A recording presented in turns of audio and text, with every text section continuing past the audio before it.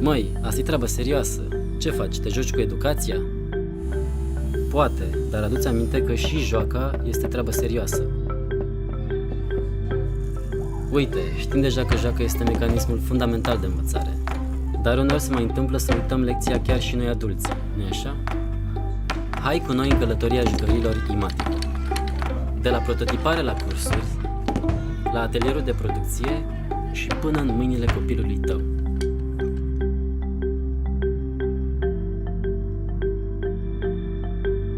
Din 2015 facem cercetare și dezvoltăm cu pasiune cursuri educaționale pentru copii, bazate pe joacă, bricolaj și construcții. Adică pe descoperire, pe învățare intuitivă și interacțiune cu sens. Cei 3000 de copii care s-au bucurat deja de cursurile noastre au avut ocazia să facă lucruri pe care nu le mai pot face altundeva.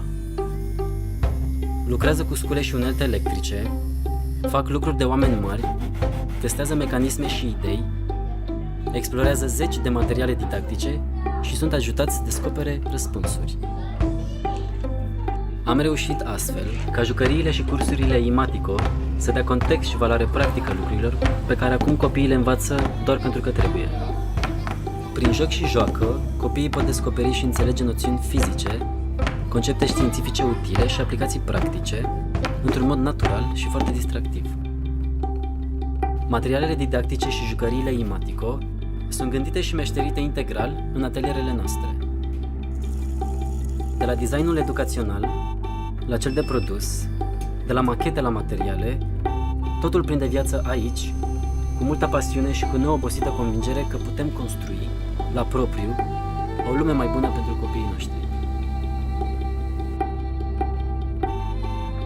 În atelier prind formă kiturile de asamblare, care așteaptă cu minți mânuțele dibace ale copiilor pentru a fi construite și a deveni jucării adevărate.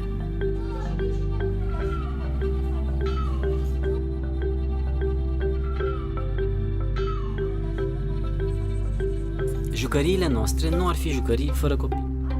Povestea fiecărei jucării poate fi construită de copii, exact așa cum își doresc.